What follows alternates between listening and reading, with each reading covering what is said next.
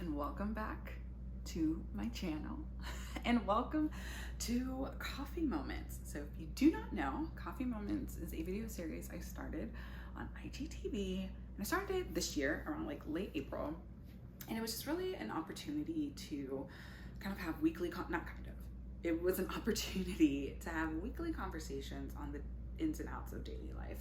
You know, really just starting off the week. They always were live on Mondays or available on Mondays, and it was just kind of like a thought, right? Like a slow living thought or perspective to kind of lean into or adopt or try out as the week unfolded. And we took a break in August because, you know, you just got to take a moment to pause and reflect and reset.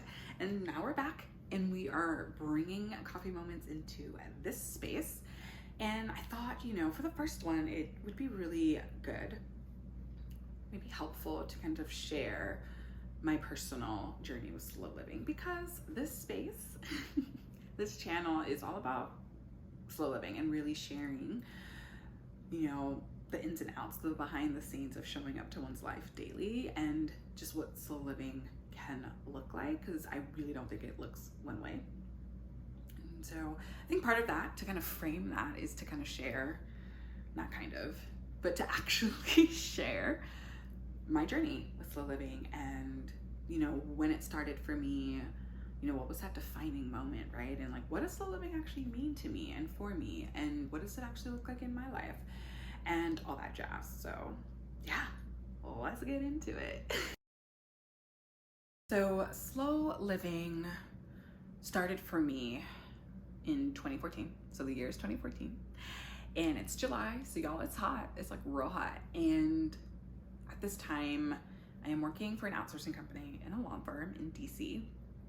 And even prior to this, I had just returned home from a ministry school out in California, and also came out of, kind of was wading through like the remnants of a really hard season. It was a season that was definitely filled with fear and anxiety and even depression. And it was just, you know how you just feel when you come out of like a really emotionally and mentally like weighty and hard season. You're kind of just like super raw and like all the things. And so when I came back home, you know, I was definitely more on the other side of things.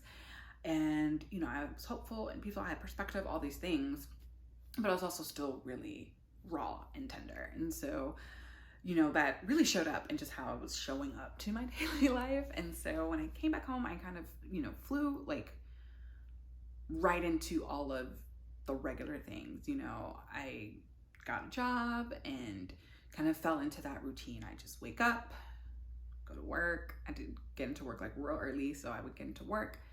Then, you know, I would commute.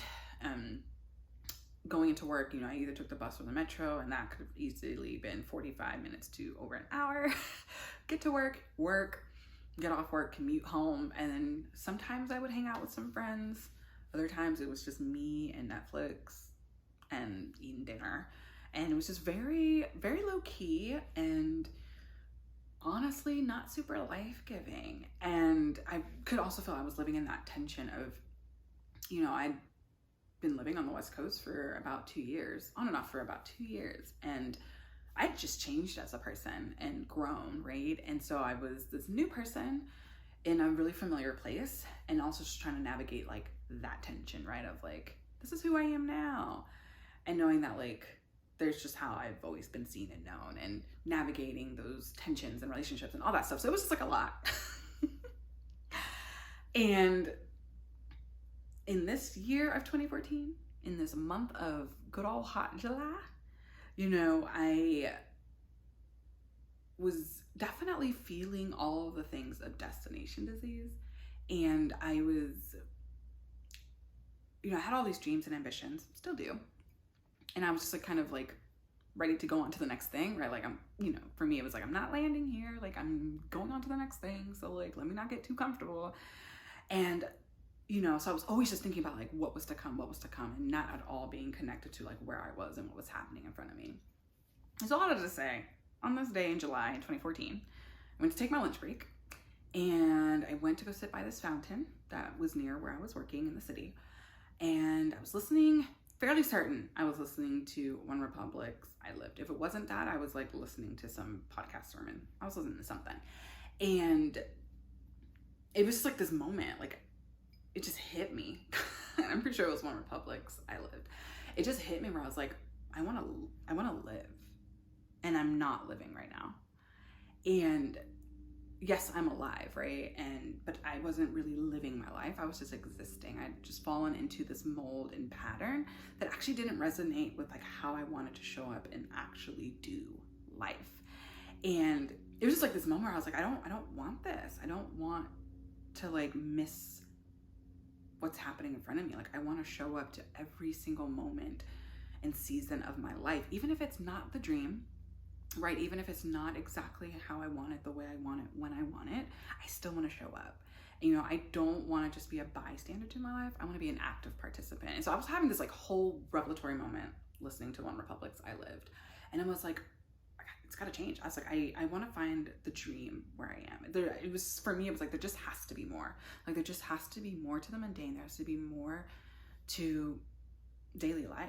And I just believe that there is, and not in the sense that like daily life isn't enough, but it's that like, hey, we don't have to, we can actually find it, right? We can find the dream, the goal, the beauty right where we are, that we don't have to wait for like monumental moment or occasions for that to suddenly be the more in our life, but that the ebb and flow of our daily life is so rich with so much for us to lean into and to tap into and to discover and learn and unlearn. And so that's what it was for me, where it was just like, I want to find the dream where I am. I want to find the dream in my daily life. Like I don't want it to just be an isolated moment. I want to wake up every day and lean into the invitation that's on the table for me to discover and peel back the layers that make up my life. And so it was that month in the year of 2014 that really started the slow living journey. I would say it would be the years coming, like 2015 into the year that I launched This Wondrous Life, that I really began to kind of navigate what it meant for me and what it looked like in my world.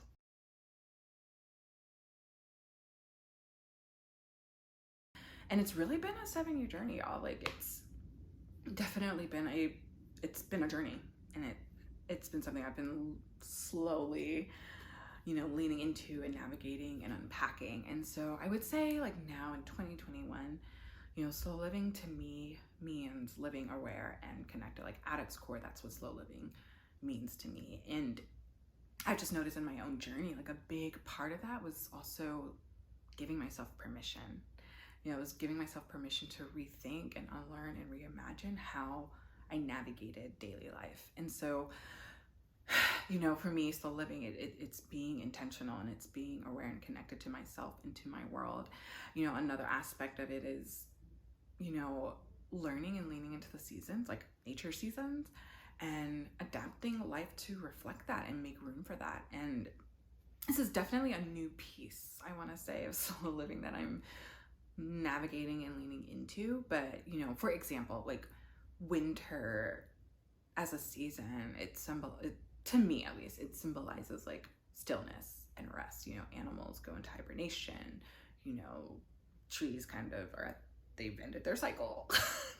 And, there are things that are happening underground, right? There are things that are happening like off stage, so to speak. But like the scene for me when it comes to winter is like, it's slow, it's still, it's rest.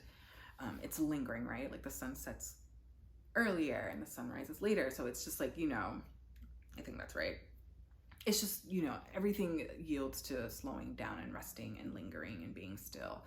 And so for me, like slow living, in living aware and connected to myself and the world around me, it looks like adapting, my daily routines to kind of embrace the winter season and to lean into what it's offering me, the invitation that's there. And so that's really slow living for me. It's living aware, right? And connected, aware of the world around me, aware of myself, mentally, emotionally, physically, and connected to myself in that same capacity and to the world in that same capacity.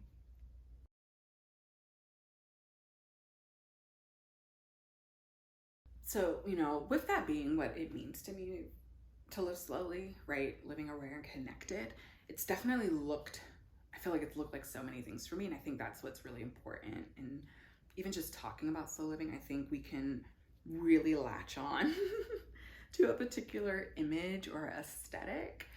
And, you know, that's the definition of slow living. And I like to argue that, like, it's one, but it's not the final one. And so I think, you know, for me, like, this journey, it's been a 7-year journey. And so it has looked like, slow living for me has really looked like showing up to my daily life. And the showing up has looked like leaning into daily routines and building really protected spaces throughout my day where I can ground and connect myself to what matters. You know, it has also looked like starting a meditation practice and continuing my journaling practice. And it's also, I've realized, like, slow living has also looked like really approaching each day and moment with wonder and curiosity and asking a lot of questions, you know. And it's, you know, it's asking, what's the invitation for today? How can I lean into that invitation? Leaning into the invitation and, like, reflecting on what I discovered from that, right? And it's also been going back to that thing of awareness, right? Like, slow living to me means being aware. Embracing a more paced life and a slower rhythm has really made me more aware of my triggers, right? You know, what are my stress triggers? Like, one, you know, being more in tune with myself where I'm like, wow, this is what's setting off my stress triggers, or like, this is what my body and my mind is needing to kind of reconnect and ground myself. And so, yeah, it's looked like being aware of my mental and emotional triggers and building in practices to mitigate and navigate those things. It has looked like daily routines and systems. It's looked like meditating. You know, it hasn't looked like living off the land and, you know, cozy homes. Though, yes, love all of that. And I hope to have a garden one day. But it's just, that's not the setting that I'm in right now, and that's not the season I'm in right now. And so it's really just looked like showing up to each day and giving myself permission to be in that day. So yeah, that's, you know, more or less my slow living journey. You know, it's started in 2014, and it started with this epiphany moment of like, there's gotta be more, and I can find that more right where I am. And it's unfolded into this journey of really wanting to live aware and connected. Like, that's what it means to live slowly. To me, you know, it means like I am living aware and connected to myself and to my community and to the world around me. And for me, it has looked like building in daily routines and sacred practices in my day-to-day to really protect and make room for what matters. It has looked like meditation practices and journaling. It's looked like asking questions and being more emotionally aware and knowing what are setting off my triggers and mitigating those things with different practices and habits. And, you know, it hasn't looked like, you know, living off the land and all of that. Not yet anyway, right? Like, definitely want a garden, but, you know, it has really, at its core, slow living has just been showing up to each day and giving myself permission to be in that day. And so, you know, if you're watching this and slow living is a phrase that you have heard a bunch and you're curious about it, or even if you're not, you know, what I will say is what I've learned from my own process is that, like, just start where you are. You know, I think we can hear slow living and it can feel really daunting. I know for me in the beginning, I was like, there's so many things, because, you know, slow living and minimalism are like very much closely linked. And so it was just like, it was a bunch, right? Like, declutter everything, get rid of all your stuff and do all these other things. And, you know, for me, I'm very much like, once I latch onto something, I'm like invested and I'm just gonna go for it. And I'm gonna go all in and just like throw out everything and start from scratch. You know, like, I'm very much that kind of person. And something I had to learn was, even in the slow living journey, you gotta start slowly, you know, and start where you are with what you have. And I think it's important to, like, define it for yourself. You know, I think, like you said, you know, I think sometimes we can, again, kind of create an aesthetic around slow living. And it's a beautiful aesthetic. I love it, right? You know, give me the cozy home with the warm neutrals and the garden and the animals and, you know, all of the things and the seasonal eating and all of that stuff. Like, I think it's beautiful. I love it. aspire to do that, but also realize that like you don't have to do that or want that to pursue slow living, but you can actually do it right where you are. If you live in the middle of a poppin' city, you can still embrace slow living, and you get to define what that looks like for you, and you get to start where you are with what you have. So yeah, that is today's coffee moment, and a peek into what my journey and process thus far has been with slow living. If you have more questions or just want to read more or even hear more about it, I've definitely shared some resources in the description of today's video. Of course, make sure to subscribe and hit that bell notification so you can tune in to the next coffee moment. Till next time, friends.